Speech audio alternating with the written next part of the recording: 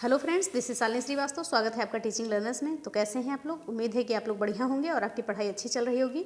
और इस समय आप देख रहे हैं कि हम आपकी बीटीसी यानी कि डीएलएड प्रथम सेमेस्टर की एजुकेशन 1 की बुक खत्म कर रहे हैं और लगभग हमने 30-40% सिलेबस कवर कर लिया है। और इस बुक का नाम क्या है आपका? बाल विकास एवं सीखने की प्रक्रिया। जैसा कि हमने आपको कहा है कि जैसे ही बुक खत्म होगी हम आपको शॉर्ट नोट्स प्लस इसके साथ में इस बुक की पीडीएफ भी देंगे। ये एकदम ऑथेंटिक बुक है, इसमें आप कोई भी गलती नहीं पाएंगे। ये एससीईआरटी की साइट से डाउनलोड की गई बुक है, तो इसमें आप कोई भी गलती नहीं पाएंगे। पूरे विश्वास के साथ आप पढ़ सकते हैं बहुत बेहतर तरीके से।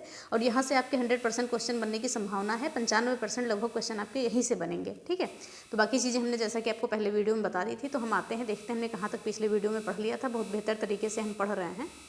ठीक है, और जल्दी ही हम इस बुक को भी कवर करेंगे, फिर आगे की बुक को हम देखेंगे। तो हमने पढ़ लिया था बाल विकास का अर्थ एवं क्षेत्र। ठीक है, बाल विकास का अर्थ, आवश्यकता एवं क्षेत्र हमने पढ़ लिया था। बाल विकास की अवस्थाएं: शारीरिक विकास, मानसिक विकास, संवेगात्मक विकास, भाषा विकास, सृजनात्मक विकास, व्यक्तित्व का विकास, व्यक्तित्व परीक्षण के तरीके हमने पढ़ लिए थे। और समायोजन के उपाय हम आज पढ़ेंगे, क्योंकि आज आपकी थोड़ी सी छोटी क्लास रहेगी और कल से आपकी फिर से बड़ी क्लास हो जाएगी। तो हम व्यक्तित्व समायोजन के तरीकों को देखते हैं। तो चलिए आते हैं सीधे हम चैप्टर पे। बाकी पिछली क्लासेस हमने अच्छे तरीके से पढ़ ली थी, उनको देख लीजिएगा।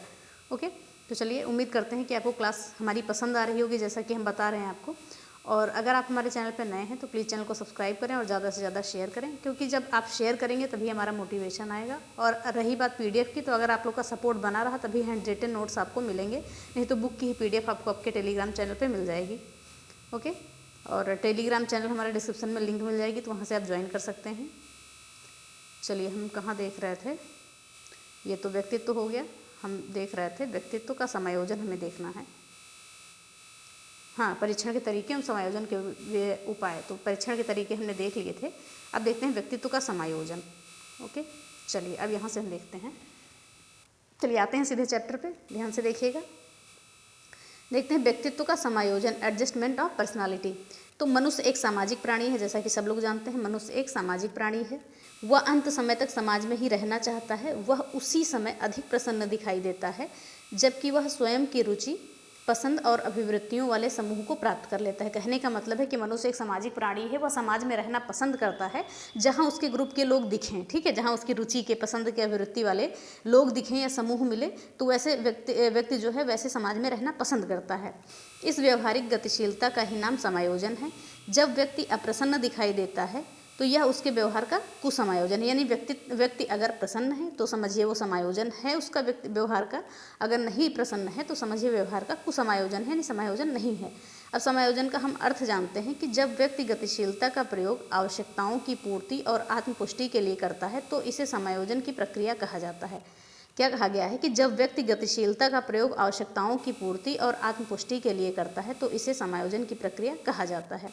एक परिभाषा है आपकी गेट्स एवं अन्य के अनुसार। तो इसमें हम देखते हैं क्या है। गेट्स एवं अन्य के अनुसार हम देखेंगे तो समायोजन निरंतर चलने वाली प्रक्रिया है जिसके द्वारा व्यक्ति अपने और अपने वातावरण के बीच संतुलित संबंध रखने के लिए अपने व्यवहार में परिवर्तन करता है।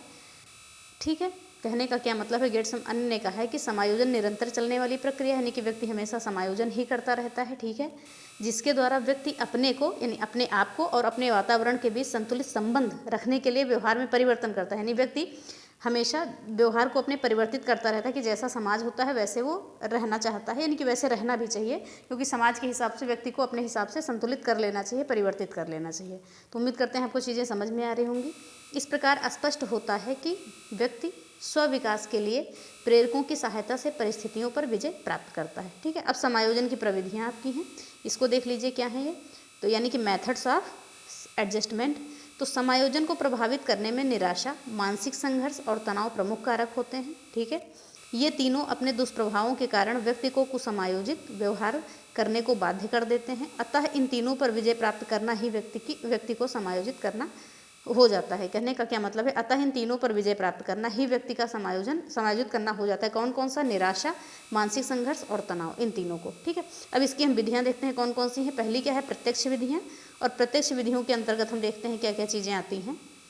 तो ध्यान से सुनिएगा।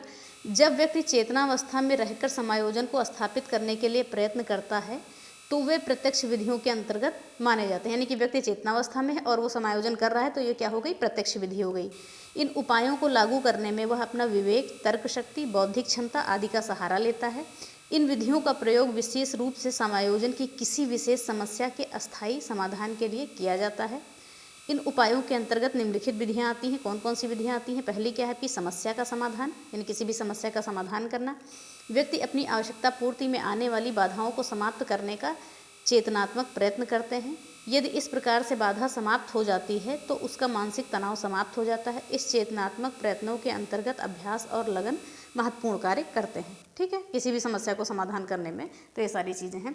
अन्य मार्गों को खोजना, इसके अंतर्गत क्या चीज़ें आती हैं कि जब कोई व्यक्ति अपने लक्ष्य की पूर्ति में उत्पन्न बाधाओं को किसी कारणवश दूर नहीं कर पाता है तो किसी अन्य मार्ग या हल को खोजना पड़ता है। इस प्रकार उसका मानसिक तनाव कम हो जाता है और वह समायोजन स्थापित कर लेता है। कहने का मतलब अगर किसी चीज़ का प्रॉपर तरीके से आइडिया नहीं मिल रहा है तो कोई अन्य चीज़ें हम ढूंढ कर क्या कर लेते हैं, अपने समायोजित कर लेते हैं।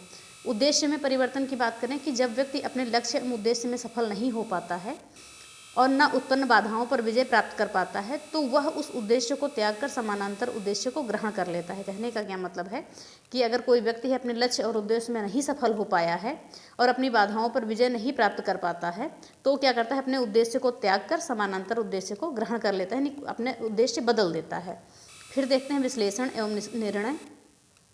जब मनुष्य परिस्थितियों से घिर जाता है तो वह मानसिक संतुलन खो बैठता है। ठीक है, उससे लक्ष्य प्राप्त करने के लिए कोई उपाय खोजना पड़ता है। यह रास्ता परिस्थिति का सही विश्लेषण और उचित निर्णय करने पर ही निर्भर करता है। अगर कोई भी व्यक्ति परेशान है तो उस समय अगर वो सही निर्णय, सही विश्लेषण कर लेता है तो उसका समायोजन उचित तरीके से हो जाता है। ये कहने का तात्पर्य ये है आपका। फिर देखते हैं अप्रत्यक्ष विधियाँ। वो प्रत्यक्ष विधियों के अंतर्गत सारी चीज़ें थी, अब हम देखते हैं अप्रत्यक्ष विधियाँ। ये क्या है? मानसिक समस्या को बनाए रखने के लिए व्यक्ति को अचेतन क्रियाओं की भी सहायता लेनी पड़ती है। अतः अप्रत्यक्ष उपाय वे हैं जिन्हें वह अचेतन रूप से अपनाता है। जो प्रत्यक्ष विधियाँ थी वो चेतन रूप से अपनाता था, जो अप्रत्यक्ष विधियाँ हैं उन्हें अचेतन रूप से अपनाता है। तनावपूर्ण परिस्थिति एवं दुख से बचने के लिए अप्रत्यक्ष उपायों का उपयोग किया जाता है। इसको मनोवैज्ञानिक सुरक्षा प्रक्रियाएं कहते हैं, क्योंकि वे व्यक्ति के आत्मसम्मान की रक्षा करती हैं तथा उसका बचाव उस समय करती हैं जब वह निराशा के कारण चिंताग्रस्त होता है। ये अप्रत्यक्ष विधियां मानी जाती हैं। तो इसमें कोई खास चीज़ नहीं है आपका। अब सीधे देखिए अप्रत्यक्ष विधियों के अंतर्गत क्या क्या चीज़ें आती हैं, ये आपके लिए इंपॉर्टेंट है। पहला क्या है? शोधन, यानी कि सब्लिमेशन। शोधन अचेतन मन की वह मानसिक प्रक्रिया है जिसके अंदर व्यक्ति की मूल संवेगात्मक शक्ति, आवश्यकताएं आदि को कृत्रिम पक्ष की ओर मोड़ दिया जाता है जिससे समाज की स्वीकृति प्राप्त हो। शोधन मतलब क्या करना है? किसी चीज़ का शोधन कर देना, यानी कि जिसके अंदर व्यक्ति की मूल संवेगात्मक शक्ति और आवश्यकताओं को कृत्रिम पक्ष की ओर यानी बनावटी पक्ष की ओर मोड़ दिया जाए। फिर अगला हमारा क्या आता है? पृथक्करण। दुख या कष्ट आने पर व्यक्ति स्वयं को उससे अलग कर देता है। ऐसे व्यवहार को पलायनवादी व्यवहार की संज्ञा दी जाती है। जब किसी चीज़ को हम अलग एक जगह से दूसरी जगह ले जाते हैं तो वैसे ही हम पलायन कहते हैं। तो अगर किसी भी दुख या कष्ट के आने पर व्यक्ति स्वयं को उससे अलग कर देता है तो इसे पलायनवादी व्यवहार की संज्ञा दी जाती है। ये व्यवहार जो है समाज के विरोधी होते हैं, समाज इसे स्वीकार नहीं करता है। ठीक है, फिर आगे हम देखते हैं प्रतिगमन, यानी कि रिग्रेशन। सीधे सीधे ये शब्द ही आपके पूछ लिए जाते हैं। प्रतिगमन की युक्ति तब देखने में आती है जब व्यक्ति निराशा द्वारा उत्पन्न चिंता के कारण व्यवहार के प्रारंभिक रूपों में वापस चला जाता है। कहने का क्या तात्पर्य है कि प्रतिगमन की युक्ति तब देखने में आती है जब व्यक्ति निराशा के द्वारा उत्पन्न चिंता, कोई भी व्यक्ति निराश है और उसकी जो चिंता उत्पन्न हुई है उसके कारण वो जो है प्रारंभिक रूपों में जब वापस चला जाता है तो इसे क्या कहते हैं? प्रतिगमन कहते हैं। फिर तादात्म्य की बात आता है, यानी कि आइडेंटिफिकेशन, यानी पहचान। ठीक है, तादात्म्य से तात्पर्य क्या है? दूसरे व्यक्ति के गुणों को अपने व्यक्तित्व में ग्रहण कर लेना, यानी किसी का गुण है उसको अपने में ग्रहण कर लेना। जब व्यक्ति संसार में अपने महत्व को समझ लेता है तो सीखने की कोशिश करता है, और किसी भी व्यक्ति को जब तक अपनी वैल्यू नहीं पता चलती है तब तक वह कुछ करने की कोशिश नहीं करता है। तो कहने का मतलब यह है कि जब व्यक्ति संसार में अपने महत्व को समझ लेता है तभी वह सीखने की कोशिश करता है। फिर बात करेंगे निर्भरता, यानी कि डिपेंडेंसी। जब व्यक्ति किसी कार्य में सभी प्रयत्नों के बावजूद असफलता प्राप्त करता है तो वह स्वयं की समस्या को किसी योग्य व्यक्ति को सौंप देता है और उसके निर्देशों का पालन करके जीवन व्यतीत करने लगता है। निर्भरता यानी कि किसी चीज़ पे डिपेंड होना, निर्भर होना। तो कहने का क्या तात्पर्य है कि जब व्यक्ति किसी कार्य में सभी प्रयत्नों के बावजूद असफलता प्राप्त करता है, बहुत सारे प्रयत्न कर लिया और वह असफल ही हुआ, तो वह अपनी स्वयं की समस्या को किसी योग्य व्यक्ति को सौंप देता है, यानी किसी पर निर्भर हो जाता है, किसी को सौंप देता है, तो उसके निर्देशों का पालन करके जीवन व्यतीत करने लगता है। तो ये चीज़ें होंगी। फिर देखते हैं युक्तिकरण। तो युक्तिकरण की बात करेंगे हम रेशनलाइजेशन। इस युक्ति के अंतर्गत व्यक्ति वास्तविक प्रेरक को छिपाकर, जो उसका वास्तविक प्रेरक है उसको छिपाकर अन्य प्रेरकों को दोषी ठहरा देता है, यानी कि वास्तविक प्रेरक जो होते हैं उनको छिपा लेता है और दूसरे को क्या है, दोषी ठहरा देता है। इस प्रकार व्यक्ति की क्षमता का कोई दोष नहीं माना जाता है, बल्कि उसके ऊपर दोषारोपण हो जाता है। तो क्या कहा जाता है कि इस प्रकार जो है व्यक्ति की क्षमता का कोई दोष नहीं माना जाता है, बल्कि दूसरे के ऊपर उसका दोष मढ़ दिया जाता है, दोषारोपण हो जाता है। फिर हम देखते हैं दमन, ठीक है। फिर हम देखते हैं दमन यानी कि रिप्रेशन। तो ये क्या है, कुछ व्यक्ति चिंता को समाप्त करने के लिए दमन का प्रयोग करते हैं और उससे छुटकारा प्राप्त कर लेते हैं, यानी दमन का प्रयोग करते हैं और छुटकारा प्राप्त कर लेते हैं। फिर अगला है हमारा प्रक्षेपण यानी कि प्रोजेक्शन।